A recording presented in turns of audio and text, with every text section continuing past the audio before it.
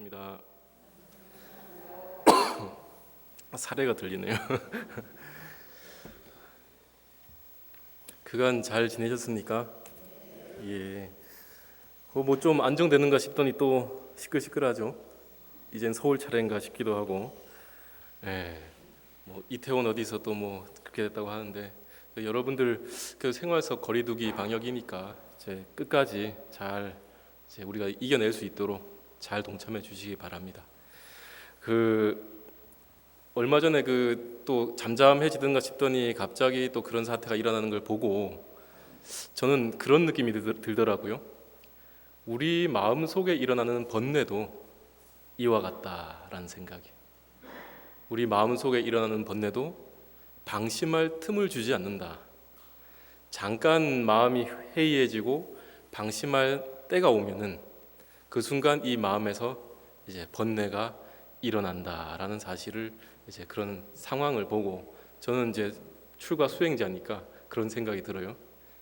게다가 이 스님들이 왜 이렇게 머리를 깎는지 아십니까? 삭발을 왜 하는지 아십니까? 헤어스타일을 만들기 힘들어서? 네, 그건 아닙니다. 스님들이 삭발을 하는 이유는 이 머리카락을 달리 말해서 무명초라고 얘기하죠. 무명초 들어보셨습니까? 무명이라는 것은 없을 무자에다가 밝을 명자, 밝다라는 것은 지혜를 얘기하고, 그래서 무명이라는 것은 지혜가 없다 이런 말입니다.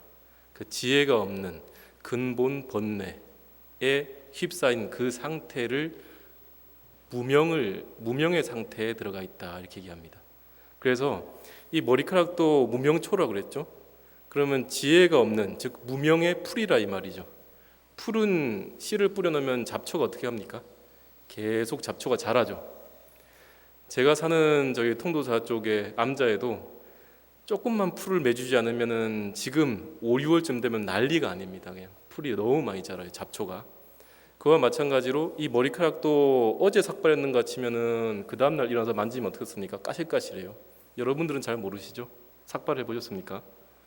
삭발 처음 하면은 따가워요.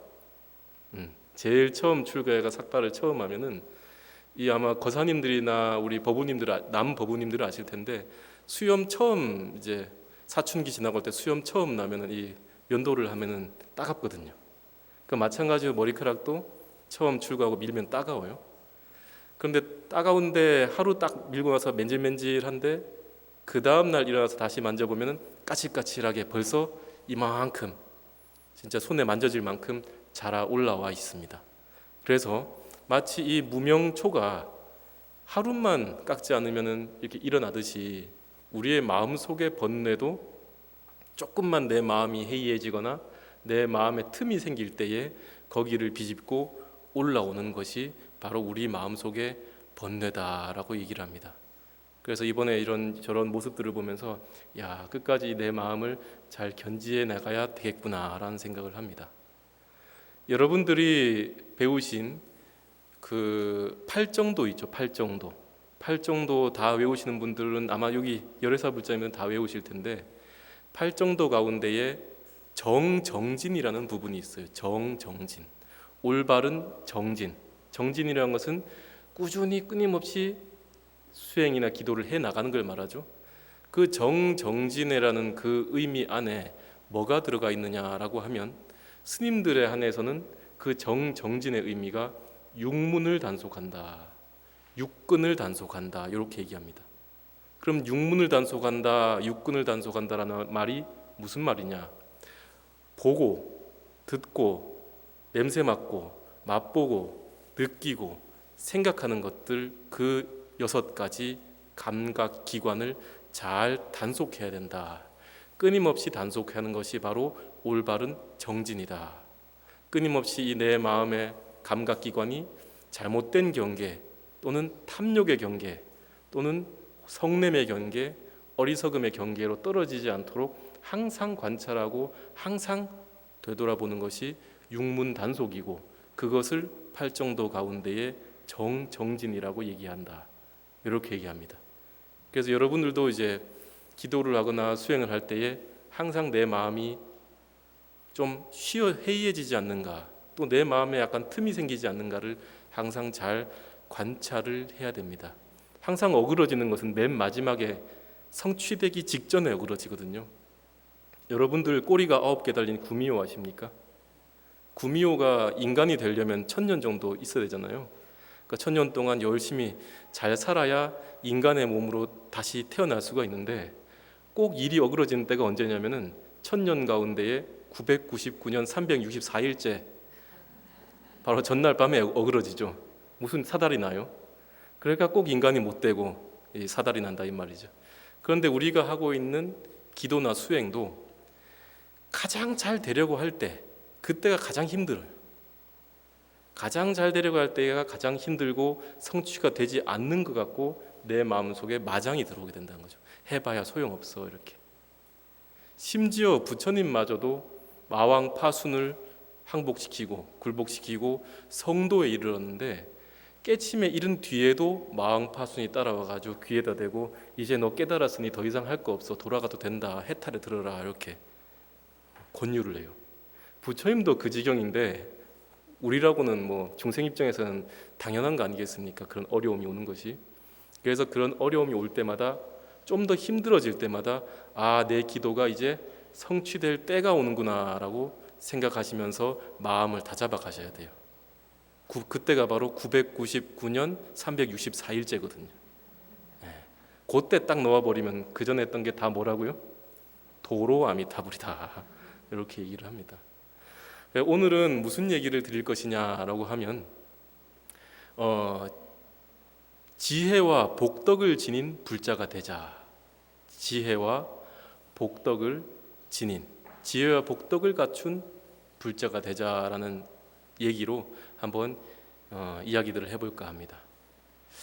부처님께서 처음 성도를 하시고 갑자기 그 부처님 제자들의 수가 급격하게 늘은 때가 언제냐라고 하면 가섭 삼형제를 제도했을 때입니다. 가섭 삼형제. 그래서 그 가섭 삼형제를 제도했을 때 어떤 일이 있었느냐? 이 가섭 삼형제는 제각각 다 배화교, 즉 불을 숭배하는 사람들이었습니다. 그 불을 숭배하는 사람을 찾아가서 부처님이 이 가섭 삼형제를 제도할 때에 어떤 설법으로서 이 불을 숭배하는 가섭 삼형제를 제도했느냐라고 하면 세상은 불타고 있다라는 말로 제도를 하십니다. 이 세상은 불타고 있다. 여러분들 이 세상 불타고 있습니까? 어떻습니까? 불 안 타고 있잖아요, 그죠? 그대로 지금 뭐 불난 데가 어디 있습니까? 다 그냥 멀쩡한데. 그런데 부처님께서 이런 말씀하시죠. 이 세상은 불타고 있다. 탐욕에 불타고 있고 또 성냄으로 불타고 있고 또 어리석음으로 불타고 있다. 이 불타는 이 집안을 벗어날 것을 가르치는 거죠. 그것을 법화경에서는 불난 집을 빠져나와야 된다라고 얘기하거든요. 여러분들 집에 불 나면은 집에 있는 가재도구 중에 뭐 통장도 챙겨야 되고 귀금속도 챙겨야 되고 뭐 일기장이 있으면 일기장도 챙겨야 되고 자기 소중한 걸 챙겨 나와야 됩니까? 아니면 그냥 나와야 됩니까? 불 나면 챙겨 나오고 싶죠? 챙겨 나오다가 사달이 난다니까. 그래가 불이 났으면은 일단 먼저 나오려고 해야 되죠. 여러분들 머리카락이 있으신데 머리카락에 혹시 뭐 촛불 켜다가 불이 옮겨 붙은 적 있습니까? 빠지직 하면서? 그러면 그 불 확 붙으면 이걸 먼저 끌려고 해야 되잖아요. 딴 거 하면 안 되잖아요.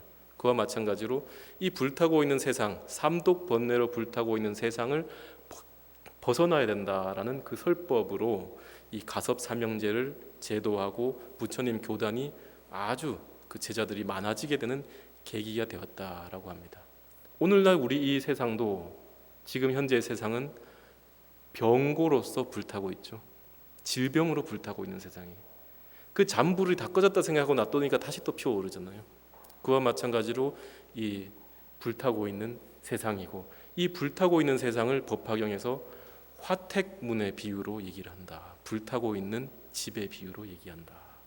이렇게 얘기합니다. 그런데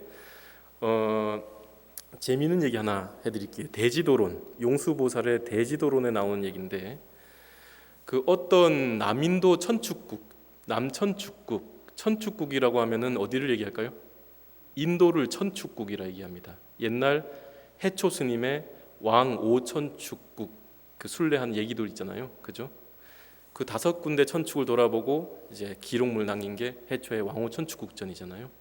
그런데 이 남천축국의 한 법사 스님이 계셔서 이 법사 스님이 오늘 이 저처럼 단에 올라가 가지고 5개 불살생, 불투도, 불사음, 불망어, 불음주라고 하는 5가지 계목을 설법하고 있었어요. 그 계목 5가지를 설법할 때에 맨 마지막인 불음주계에 이르러서 음주를 하는 사람에게는 과보가 있을 것이니 음주를 하여 자신의 마음을 제대로 지키지 못한 사람은 그 과보로 인하여 어리석거나 또는 다음 생에 전 미쳐버리는 과보, 광인의 과보를 받게 될 것이다라는 그런 이제 설법을 하고 계셨다 이 말이죠.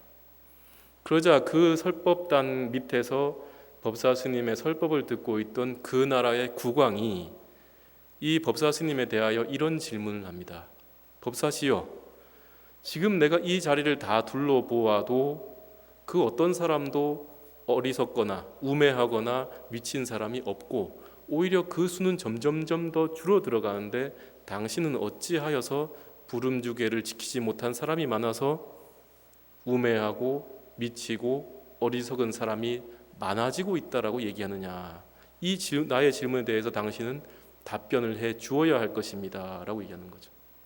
그도 그럴 것이 요 주변에 지금 술 취한 사람, 우매한 사람 있습니까 없습니까? 잘 안 보이잖아요.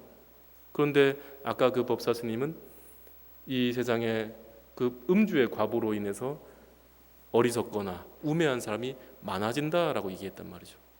그래서 그 자리에 그 설법단 아래에서 법사 스님의 설법을 듣고 있는 외도들이 그 법사 스님을 비난하기 시작합니다. 어떻게? 저 국왕의 질문에 저 법사는 답을 하지 못할 것이다. 그도 그럴 것이 이 주변에 그 누가 우매하거나 미친 자가 있느냐. 이 세상에는 점점점 더 미치지 않은 자가 많고 미친 자는 적기 때문이다 라고 얘기를 해요. 그런데 이 법사 스님이 그 국왕의 질문에 답변은 안 하고 이 손가락을 이렇게 내가지고 이렇게 다른 얘기를 합니다. 이렇게 손가락을 내놓고는 다른 계상, 뭐 불망어나 이런 다른 계상을 설법하는 거죠. 그 질문에 답을 하지 않고. 그러자 그 모습을 보고 있던 또 외도들이 다시 얘기합니다. 저거 봐라. 답변을 못하니까 손가락만 이렇게 내놓고 다른 말을 하지 않느냐. 이렇게 얘기하는 거지. 그러자 이제 그 모습을 보고 있던 바로 밑에 앉아있던 국왕이 워낙에 지혜로웠기 때문에 그 법사 스님의 속뜻을 알아차려요. 그래서 뭐라고 얘기했느냐? 외도들이여, 외도라는 것은 불교를 따르지 않는 사람을 외도라 그럽니다. 외도들이여, 저 법사는 이미 답변을 다 해 마쳤다. 어떻게 답변을 다 해 마쳤느냐? 이미 저 손가락을 들어서 이 우매한 자들을 가리키고 있지 않느냐? 바로 너희들을 가리키고 있지 않느냐?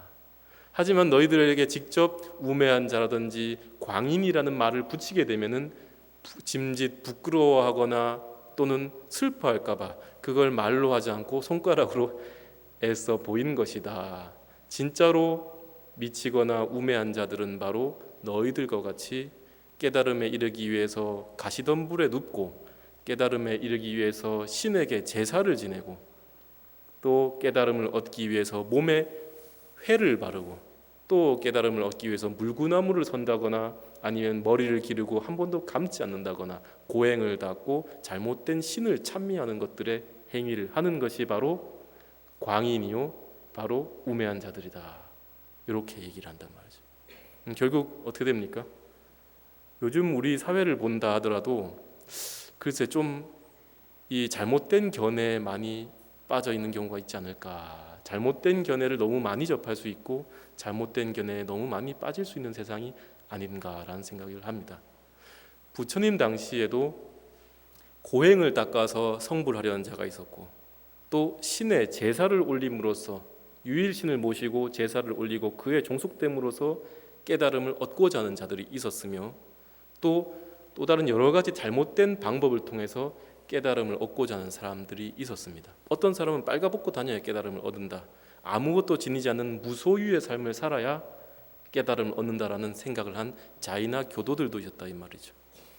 그래서 부처님은 그 사람들을 깨우치기 위해서 여러 설법들을 하시죠. 얼마 전에 제가 어른 스님을 만나 뵀는데 어른 스님이 요즘 갑자기 커피를 좋아하시게 되셨습니다. 내려 먹는 커피 있죠, 이렇게 드립 커피라죠. 그래서 이제 그걸 이제 한 번씩 이제 좀 내려드리는데 이제 손님이 찾아가지고 야 신경아 와서 하나 내려라 해서 또 옆에가 내리고 있었습니다. 근데 그 자리에서 정치적인 이야기가 나오기 시작한 거죠. 승가의 불문율이 뭔지 아십니까? 스님들끼리 모이면 정치 얘기는 하지 않는 게 불문율입니다. 또 설법단에서 정치 얘기를 하지 않는 것이 불문율. 왜냐하면 정치라는 것은 어찌됐든 간에 좌나 우로 나뉠 것이고 그 좌나 우로 편향된 생각들을 가진 사람이 모이게 되면 분란이 일어나게 마련이거든요. 그런데 그 자리에서 하필 또 정치 얘기가 나와가지고 저 어른 스님하고 또 찾아와서 인사를 드리기 위해서 오랜만에 오신 분하고 논쟁이 붙었습니다. 근데 어른 스님은 이제 정치적인 편향 없이 그냥 얘기하는데도 불구하고 상대편은 그걸 들었을 때 어떻게 느끼느냐? 아, 저 사람은 나와 다른 성향을 지닌 사람이다. 이렇게 생각한다는 거죠. 그걸 보면서 어떤 생각을 했느냐? 우리 사회에 만연한 어떤 사상이나 종교나 정치가 인간의 생각을 얼마나 많이 잠식하고 얼마나 많이 갉아먹을 수 있는가에 대해서 좀 더 생각해 봤습니다. 그 나중에 듣다 못해가 스님 이 자리에서는 불법을 얘기하고 법을 얘기하고 저 정치 얘기는 안 하는 게 맞습니다라고 얘기했는데 뭐 이미 불이 붙었는데 되나요? 안 꺼지지. 예. 그리고 아무튼 그렇게 해서 뭐 적당히 마무리가 된 적이 있는데 아무튼 우리가 요즘 보면은 서로가 서로를 너무 불신하고 자기의 주장과 생각만을 남에게 강요하려는 측면이 너무 있지 않은가라는 생각을 합니다. 불교는 중도이고 중도의 입장에서 모든 것을 잘 관찰해야 되는데 너무 그런 것들에 빠진 것이 아닌가. 실제 있는 얘기인데요. 제가 아는 어떤 불자님, 저희 어른 스님이 아시는 불자님이죠. 어른 스님이 아는 불자님이 있는데 형과 동생이 있는데 형은 자칭 말하는 보수고 동생은 자칭 말하는 좌파였다고 합니다. 그러니까 둘이가 정치적 성이 완전 반대였던 거죠. 그런데 어느 날 부친의 기제사가 다가와가지고 큰형 집에 다 같이 모이게 됐답니다. 그런데 이제 옆에서 이제 보살님들이 제사 음식 차리고 또 기제사 지낼 준비를 하는데 이 두 형제는 안방에 앉아서 이런저런 얘기를 나누다가 정치 얘기를 하게 됐답니다. 그러다가 둘이 그냥 대판 싸움이 났어요. 싸움이 나가지고 어떻게 됐을까요? 제사도 안 모시고 다 집에 갔습니다. 제사도 안 모시고 그 정치적 성향이 다르다는 이유로 싸워서 동생은 집에 가버리고 형도 제사 모시지 말자 못하겠다 이 분위기에서 무슨 제사를 모시느냐 못해가 지금도 얼굴 보지 않고 산다대요. 그런데 잘 보세요. 그 얼마나 어리석은 짓입니까? 어떤 정치적인 성향을 가졌느냐 안 가졌느냐가 중요합니까? 아니면은 정성스러운 마음으로 내 가족, 나의 조상, 나의 부친을 공경스럽게 모시는 게 더 중요합니까? 공경스럽게 모시는 게 더 중요하잖아요. 근데 그 자리에서 정치 싸움 붙었다고 다시는 안 보고 다시는 제사 안 지낸다고 다 나가버리고 가족이 와야 되는 게 과연 지혜로운 행위일까요? 아니라는 거죠. 이와 같이 견해에 오염되지 않도록 우리는 항상 조심해야 된다. 여러분들도 지금 절에 나오셨죠? 집안에 거사님들 아이들 공양이나 또는 해야 될 일이나 또는 해줘야 될 일을 다 해주고 나오셨죠? 우리 열애사 불자님들은 안 해주고 나오셨습니까? 네, 다 해주고 나오신 분들이에요. 만약에 집안을 제대로 돌보지 못하고 절에 나올 것 같으면 절에 나오지 마십시오. 집안에 가셔서 집안에 계신 거사님이 비로자나 부처님이고요. 여러분들의 자녀가 선제동자고 문수동자이고요. 또 여러분들의 부인이 관세음보살이고 또 그 뭡니까? 승만보살이다. 이런 마음을 가지고 집안 법당에 공양 잘 차리고 이런저런 예를 잘 갖춘 다음에 사찰 법당에 나오셔가지고 촛불 켜고 향불 올리고 하십시오. 아시겠죠? 여기 와서 21일 기도 열심히 다라니 기도 열심히 하면 다 될 줄 아는데 그것도 중요하지만 집안 단속 잘 하고 집안을 잘 가꾼 다음에 법당에 나오셔야 됩니다. 아시겠죠? 별말을 다 한다 그죠? 자 그러면 또 어떤 얘기를 하냐 저 5월 15일, 지난 5월 15일이 무슨 날입니까? 스승의 날이죠. 그런데 스승의 날인데 이 절에서는, 이 대한불교 조계종에서는 제3급 승가고시가 있었던 날입니다. 혹시 스님들도 급수가 있다는 거 아십니까? 계급이 있다는 거 아십니까? 근데 계급이 아니에요. 그건 계급이 아니고 옛날 승시라는 게 있었죠. 승시. 스님들이 공부해가지고 뭐 대사, 선사, 뭐 선덕, 대덕 이런 명칭을 붙이던 조선시대의 승과가 있었습니다. 그와 마찬가지로 요즘 출가하는 스님들은 그 조계종에서는 5급부터 1급까지 급을 매겨놨어요. 그래서 매번 시험을 칩니다. 아십니까? 저는 시험 안 치려고 출가했는데 절에 오는 시험을 더 많이 쳐요. 무슨 급이 있어가지고 뭘 채워야 되고 소임을 봐야 되고 또 해마다 교육을 들어야 돼 세상에. 그러니까 올해도 또 교육 들어가야 되는데 코로나 사태 때문에 온라인 또 교육을 한다네. 컴퓨터 모르는 스님들은 또 그거 알려주러 가야 됩니다. 노스님들 컴퓨터 잘 모르기 때문에. 그래서 그런 급이 있는데 바로 5월 15일 날은 3급 승가고시다. 3급 승가고시는 출가하고 나서 10년 차 되는 스님들이 치는 시험입니다. 처음 출가하고 행자생활 8개월 하고 한 6개월 8개월 하고 그다음에 3위 승려 예비 과정으로 3위 띠 두른 스님들 계시죠? 띠 두른 3위 과정을 4년을 이수합니다. 그죠? 4년 동안 승가대학을 다니든지 저 강원에 들어가서 경을 공부하다든지 선방에 들어 4년을 앉아 있다든지 아니면 동국대학교 대학 학부를 졸업한다든지 이런 과정을 마쳐야만 그 띠를 떼고 비로소 구족계, 비구계라고 하는 계를 받습니다. 그 구족계를 받은 다음에 대략 5, 6년이 지난 다음에 이제 3급 승가고시라고 하는 고시를 보게 돼요. 그 고시를 보게 되면은 3위, 그다음에 견덕, 그다음에 중덕 품계를 받게 되는데 이 중덕 품계를 받아야 그나마 상자를 받을 수 있는 자격 요건이 된다. 출가하고 최소 10년은 지나야 자기가 스스로 스승의 자격이 될 수 있다라고 얘기를 합니다. 그래서 그 시험을 쳐요. 그 저희 쌍둥이 동생 하나 있잖아요. 저는 이제 뭐 그냥 혼자 사는데 동생 스님 벌써 상자가 둘입니다. 젊은데 밑에 상자가 둘이나 있어가 강원에 들어가서 삽니다. 그런데 아무튼 그날 법계 교육을 마치고 어른 스님을 모시고 오는데 어른 스님이 이런 말씀을 하시더라고요. 그 답안지 낸 것 중에 답안지 시험을 뭘 치냐면 논술 시험 하나, 객관식 시험 하나 이렇게 2개 칩니다. 논술도 쳐야 돼 세상에. 그 논술이 어렵잖아요. 안 해본 사람들은.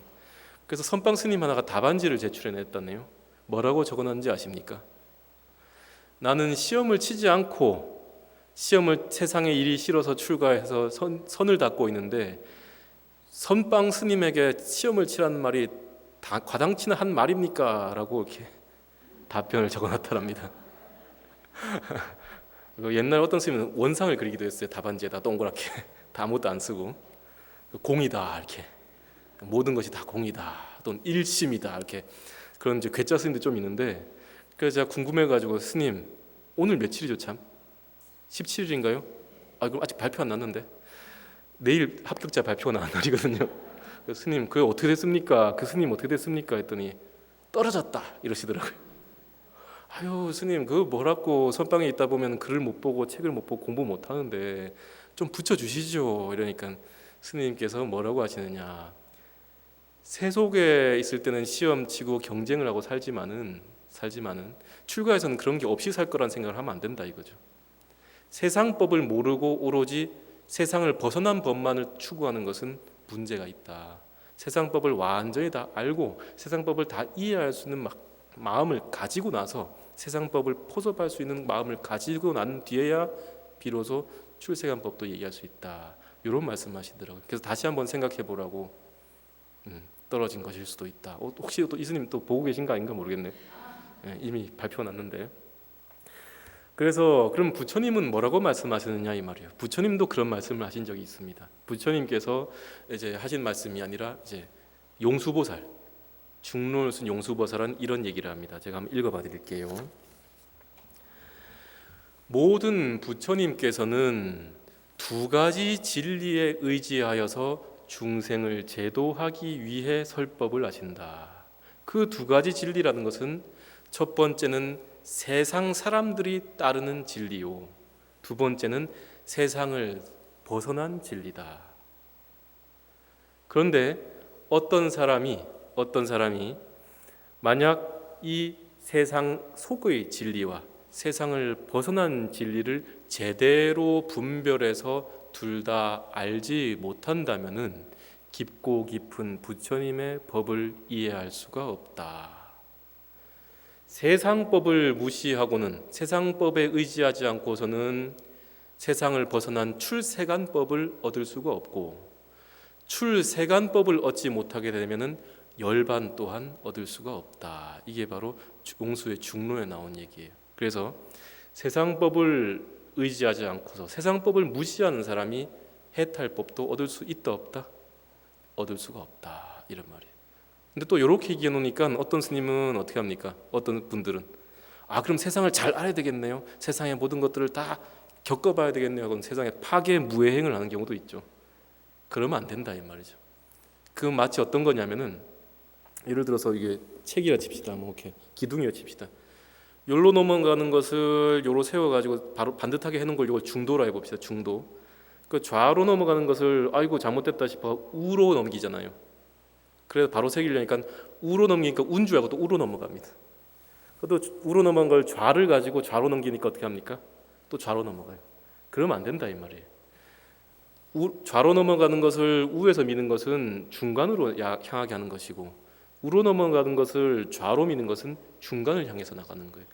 좌로 우로 얘기할 때에 좌우라고 하는 그 말에 끄달리면 중간을 지킬 수가 없어요. 좌로 끄달리든지 우로 끄달려요.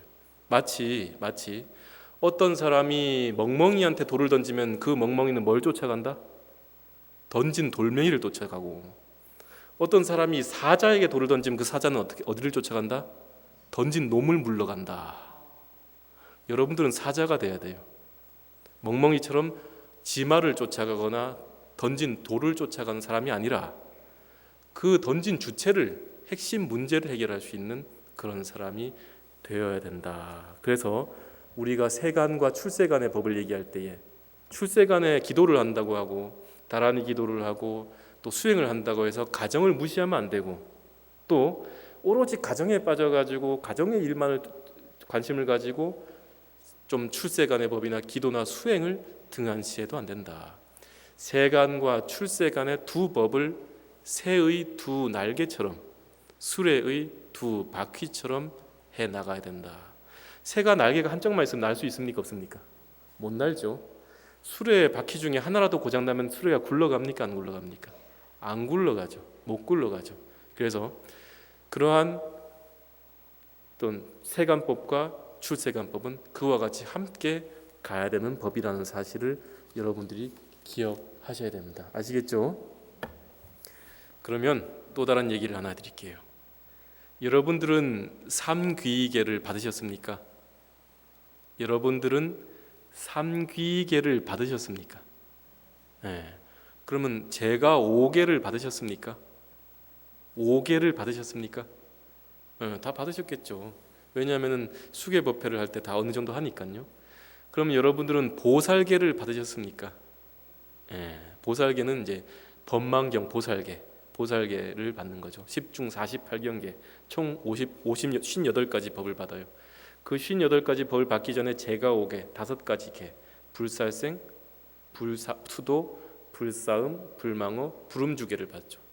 그런데 이 5가지 계목을 받기 전에 또 받는 게 있다고 했죠. 뭘 했죠? 삼귀계다.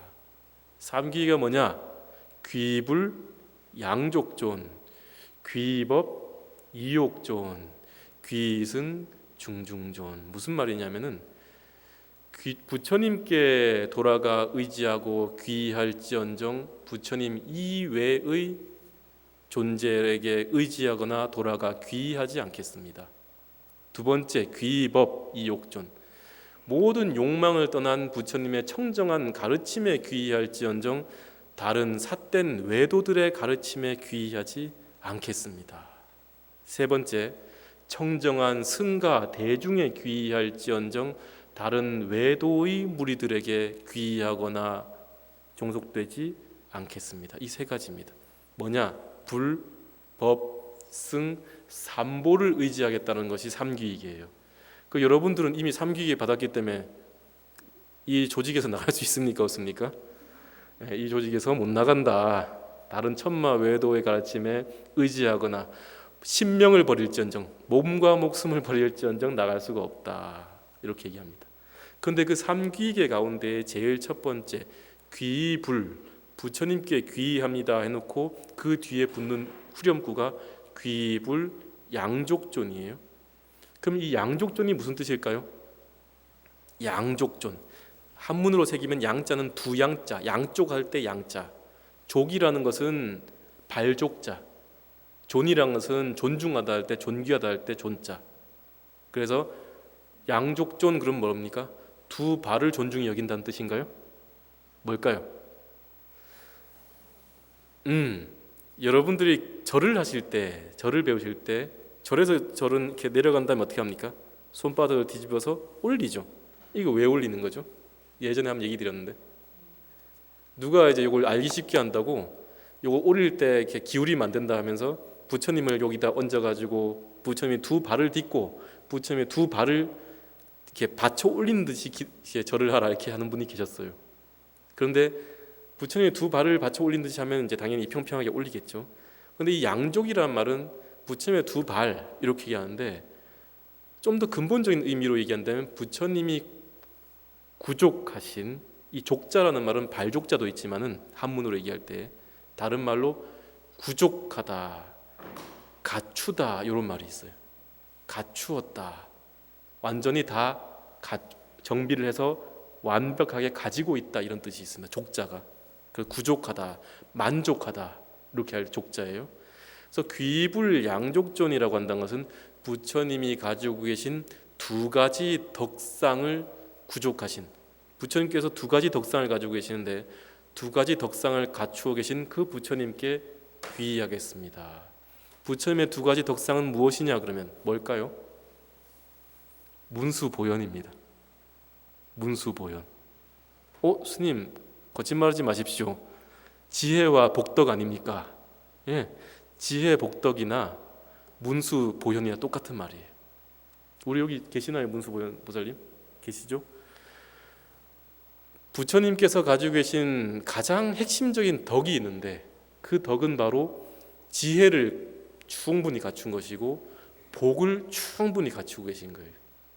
그리고 그 지혜의 덕상은 지혜의 문수보살로 나타나고 복덕의 덕상은 복은 어떻게 하면 갖춰집니까? 열심히 보시하고 실천행을 많이 해야 갖춰지잖아요. 그래서 보현행원이라 그러잖아요. 그래서 보현에게 그 복덕의 의미가 내려가서 부처님의 두 가지 덕상인 지혜와 복덕이 법신 보살로서 나타난 것이 바로 문수와 보현이라 이 말이죠.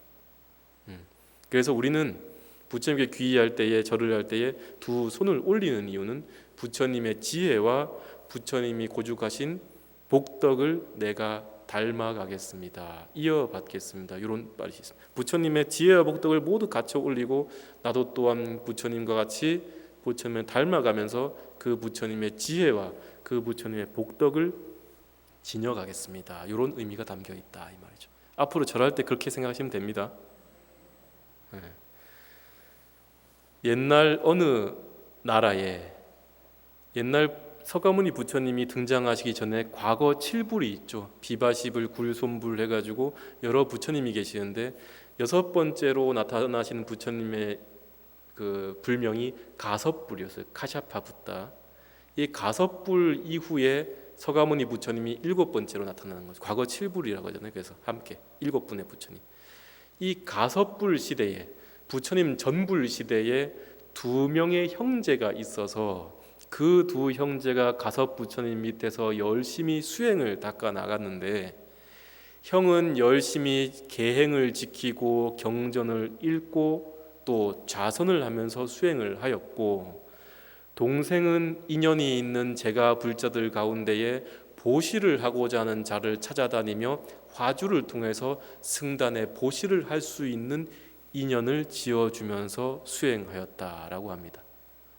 그리고 때가 지나서 이 두 형제가 목숨을 마치고 석가모니 부처님께서 탄생하신 시대에 석가모니 부처님의 제자로서 태어나게 됐는데 이 큰 형, 지게를 닦고 경전을 읽고 좌선을 하던 형은 서가모니 부처님 시대에 대장자의 집에, 부유한 대장자의 집에 태어나서 출가하여 아라한과를 획득하고 6가지 신통을 획득하고 큰 스님이 되었고, 동생은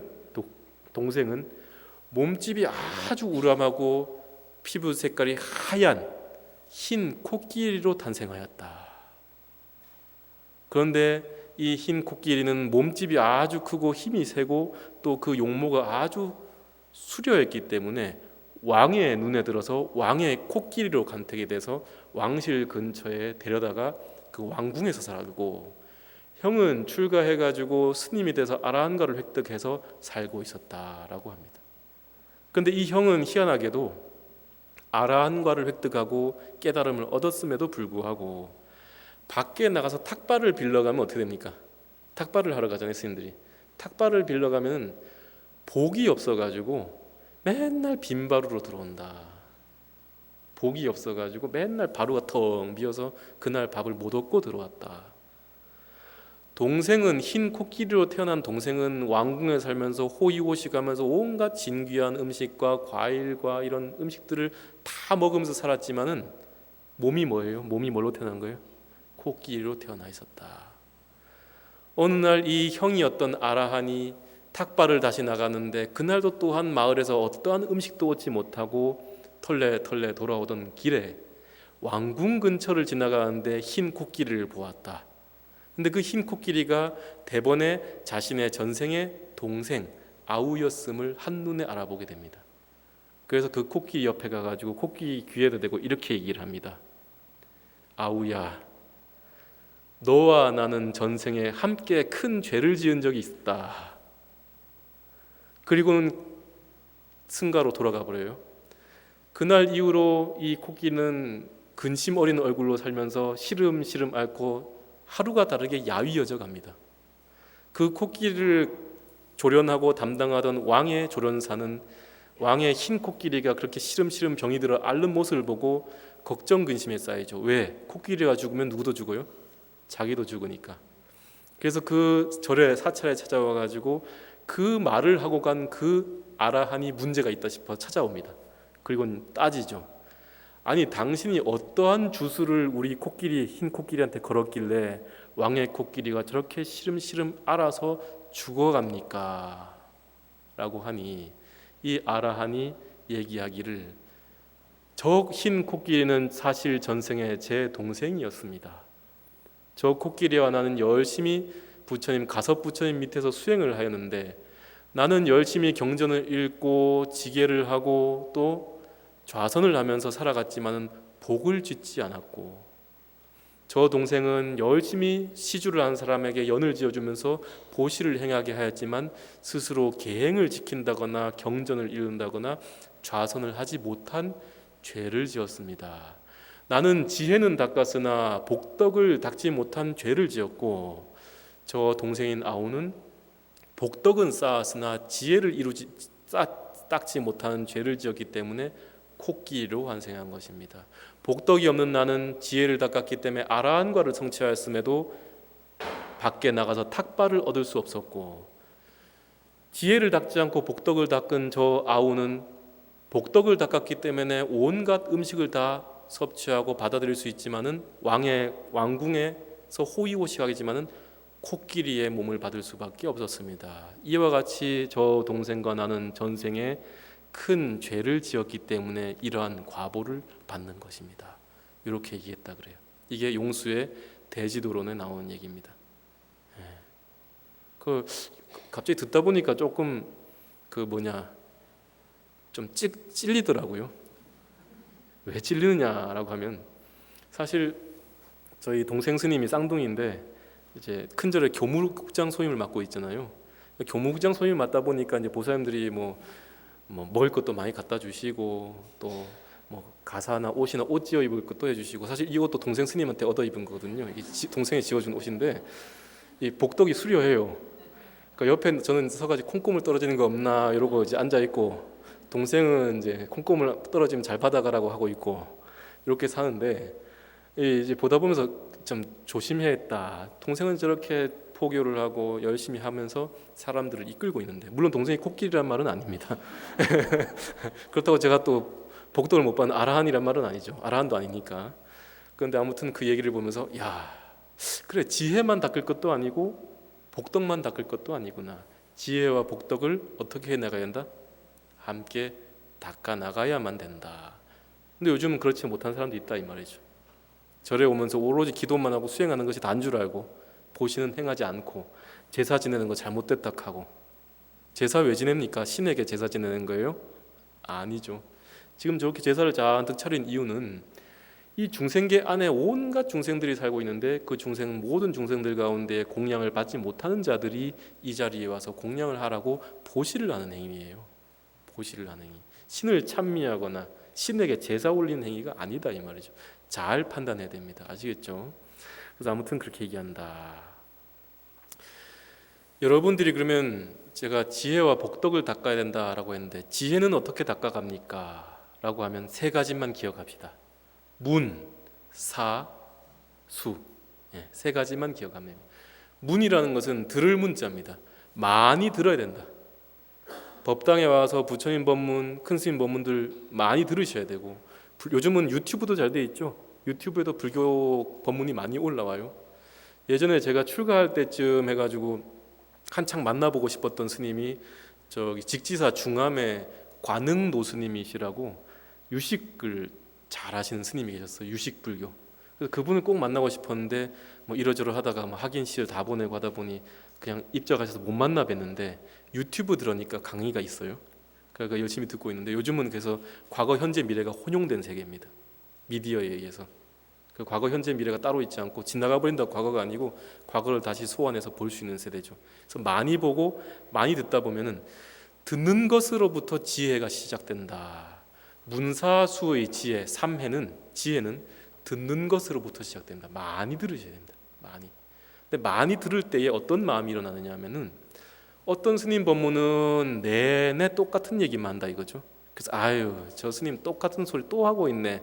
아유, 또 맨날 같은 소리하고 좀 새로운 말을 안 해주나, 이렇게 할 경우도 있고, 어떤 스님 법문은 발음이 어려운 데다가 알아듣기도 어려울 만큼 어려워요. 내용이. 그러니까 도대체 무슨 말을 하는지 알 수가 없어요. 그래가지고 차라리 막 듣지 말자, 무슨 말인지도 모르는데 에이 그냥 귀를 닫아버리자, 이런 생각을 하는 경우가 있어요. 요것을 초발심 자경문에서는 아유 맨날 듣던 소리 또 한다라고 하는 것을 관문상이라고 얘기하고, 아유 듣기 어려서 나는 못 듣겠다는 것을 현해상이라고 합니다. 그래서 맨날 듣던 소리 안 들을란다, 어려우니까 안 들을란다, 둘 다 결과는 뭡니까? 안 듣겠다는 거죠. 안 들으면 누구만 손해입니까? 지만 손해지. 그래서 많이 듣고 들을 때는 내내 듣는 소리라던가 어렵다라던가 이런 생각을 접어두고 많이 들어봐라. 듣다 보면 귀가 열리고 알아지게 되는 것이 있다, 이렇게 얘기합니다. 두 번째는 뭐냐? 사해다. 사해라는 것은 듣고 나서 잊어버리면 안 돼요. 잘 기억해 놓으셨다가 여러 가지 말 중에 하나만이라도 기억해 놨다가 돌아가셔서 두고두고 소가 여물을 다시 씹듯이 두고두고 생각해야 된다. 두고두고 씹다 보면 거기서 묘미가 일어난다 이 말이죠. 세 번째는 그렇게 많이 듣고 많이 사유한 뒤에 앉아서 좌선을 통해서 선정을 닦아 나가야 된다. 그것을 문사 세 번째 수해라고 해요. 닦아 나가야 된다. 그렇게 하다 보면은 지혜가 점점 많이 듣고 많이 생각하고 많이 좌선하고 참선을 하다 보면 그런 지혜가 점점 늘어납니다. 그렇게 하는 것이 바로 지혜를 닦는 길이다. 두 번째는 복덕을 닦는 길인데, 복덕은 어떻게 닦을 수 있을까요? 복덕. 예전에 어른 스님이 강의를 하시다가 복덕을 제대로 얻기 위해서는 시계를 잘 지켜나가야 된다 이렇게 얘기해요. 시계. 그래서 그 법문이 끝난 다음에 어떤 보살님이 오셔가지고, 아니 아까 어른 스님께서 시계를 잘 지녀야 된다는데 요즘 시대에 시계 차고 다니는 사람이 누가 있습니까? 휴대폰만 보면 시계 다 되는데 누가 시계를 차고 다닙니까? 그리고 왜 시계를 차고 다녀야만 복덕이 구족된다고 얘기합니까? 무슨 말인지 모르겠습니다. 이러길래 제가 다시 설명해 드렸습니다. 그 시계는 우리가 차고 다니는 째깍째깍 시계가 아니라, 시라는 것은 보시의 시자고 계라는 것은 지계의 계자다. 보시와 지계를 행하는 것이 복덕을 쌓는 길이다. 이런 뜻이다라고 했던 거죠. 보시라는 것은 나를 비우는 행위예요. 내 것을 내어주고 다 내주다 보면 나라는 자아관념마저도 비워지는 것이고요. 또 지계라는 것은 윤리적이고 또는 사회의 일반적인 상식에 어울리는 윤리적인 삶을 사는 것을 얘기합니다. 여러분들에게 있어서 지계를 지키고 오계를 지키는 것도 중요하지만은 가장 합리적으로 사람 됨됨이를 제대로 갖춘 사람이 되어야 된다는 거죠. 예. 그런데 어느 날 잡보장경에 이런 얘기가 있어요. 어떤 사람이 찾아와가지고 부처님께 이런 말을 합니다. 부처님이시여, 저는 하는 일마다 되는 일이 없고 하는 일마다 맨날 손해만 보고 하는데 이거 왜 이런 겁니까? 라고 했더니 부처님이 그 사람에게 이르시기를 베풀지 않아서다, 이렇게 얘기합니다. 그대는 다른 사람들을 위해서 베풀지 않았기 때문이다. 그래서 하는 일마다 되는 일이 없고 어려움에 봉착하게 되는 것이다. 아니 부처님이시여, 저는 가진 게 없는 가난뱅이인데 어떻게 사람들에게 베풀 수 있다는 말입니까? 저는 가난뱅이이기 때문에 베풀 것이 아무것도 없습니다. 그래서 복덕을 지을 수도 없습니다. 라고 했더니 부처님께서 말씀하시기를 아무리 가난하고 가지지 못한 사람이라 할지라도 반드시 7가지는 가지고 있다. 그 7가지를 유념하라. 그 7가지는 베풀 수가 있느니라. 부처님이시여, 그럼 그 7가지는 무엇입니까? 라고 했을 때에 7가지를 일러주셨으니 그것이 바로 무죄칠시라고 얘기합니다. 들어보셨나요?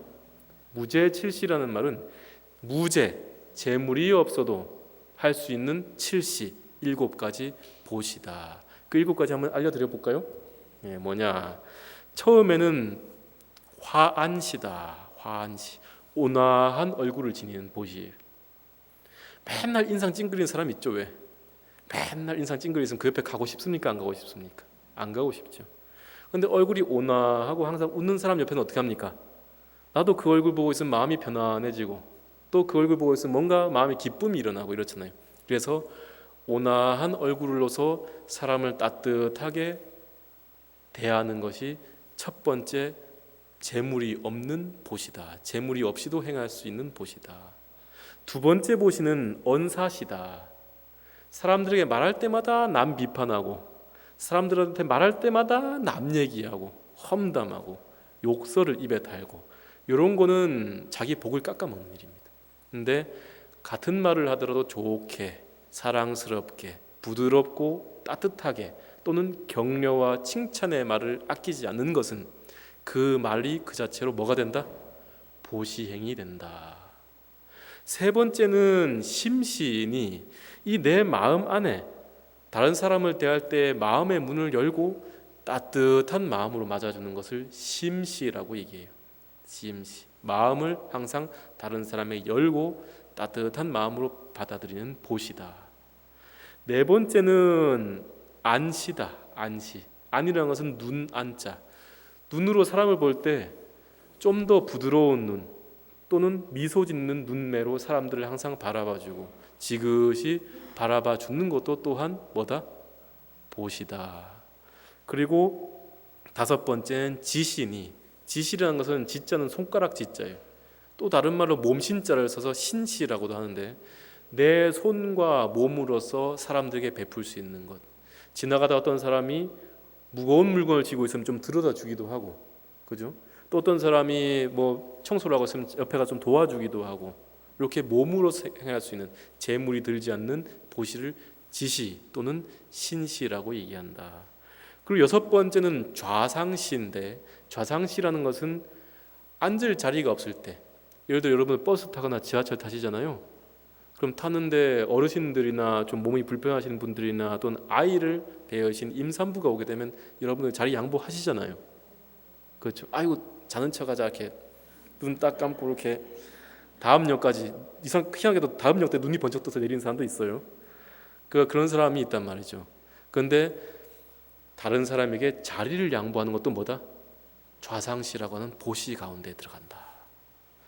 또 마지막으로는 방사시인이 누군가가, 요즘은 이제 좀 해당 사항이 없겠지만, 누군가가 객이 찾아왔을 때, 나그네가 찾아왔을 때 그 나그네를 내치지 않고 조그만 뭐 사랑채나 아니면 허름한 뭐 집간이라도 그 안에라도 모시고 잠을 잘 수 있게 해주는 그 방사시가 마지막 7가지다, 이렇게 얘기합니다. 그래서 우리가 되는 일이 없다라는 것은 복덕이 없는 것이고, 복덕이 없기 때문에 되는 일이 없는 거예요. 근데 복덕을 쌓아가자니 나는 가진 게 없는데 어떻게 복덕을 쌓아갑니까? 이런 생각하지 마시고, 내가 하고 있는 안이비서신이 눈으로 좋은 부드러운 눈으로 바라보고 몸으로 조그만 행동 하나 하는 그 일거수일투족 모두가 다 보시행에 다름없음을 안다면 우리가 항상 보시를 하고 또 지혜를 닦아 나아갈 수 있는 그런 때가 되지 않을까 생각합니다. 제가 오늘 아침에 저희 어른 스님이 이제 글을 올리시는데, 글 올리시는 것 가운데 피천득 시인의 창밖은 5월인데라는 시가 있어요. 혹시 아십니까? 네, 그걸 읽다가 좀 반성했습니다. 왜 반성했느냐? 저는 맨날 이제 논문 보고 경전 보고 이렇게 사는 중인데, 그렇게 살다 보니까 봄이 지나간 줄도 모르고 있었어요. 그런데 이제 이 피천득 시를 은사스님이 딱 올리신 이유가 아마 저보고 들으라고 올리신 것 같아요. 읽어보라고. 한번 읽어봐드리겠습니다. 마지막으로 피천득 시인의 창밖은 5월인데, 창밖은 5월인데 너는 미적분을 풀고 있다. 그림을 그리기에도 아까운 시간, 라일락 향기 짙어가는데 너는 아직 모르나 보다 잎사귀 모양이 심장인 것을. 라일락 잎사귀 보신 적 있으세요? 라일락 잎사귀 보면 심장 모양, 하트 모양이에요. 이렇게. 저희 절에도 그 미니 라일락, 작은 라일락이 있어요. 조그만 라일락. 그 미니 라일락이라 그러고 별칭은 미스김 라일락이에요. 아십니까? 미스김 라일락인데, 왜 미스김 라일락이냐면은 옛날 해방하고 6.25 전쟁 끝나고 미군이 들어와 있는데, 저 남산인가 어디 산에 갔다가 라일락이 폈는데 향기가 너무 좋은 거예요. 꽃도 이쁘고. 그러니까 미군이 옆에 있는 자기 그 통역해주는 사람 보고 이 꽃 이름이 뭐냐 그러니까 라일락이라고 얘기한 거예요. 근데 이 라일락으로 얘기한 그 비서가 한국 그 통역관 이름이, 여자 이름이 미스김이었어요. 그러니까 이제 미군 장교가 이 꽃을 캐다가 미국에 가져갔는데, 가져가서 다른 사람에 주면서 이 라일락 이름이 이 꽃 이름이 뭐냐 했을 때 미스김 라일락이라 했어요.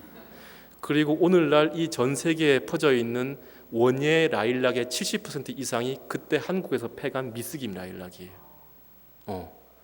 그래서 미스김 라일락의 모양이 심자인 것을 모르고 내내 기도한다고 가족도 모르고 밖에 꽃이 피는지도 모르고 이렇게 살지 마시고, 마음을 열고 지혜와 복덕을 지닌 향기로운 불자, 또 넉넉한 불자가 되시기를 바랍니다.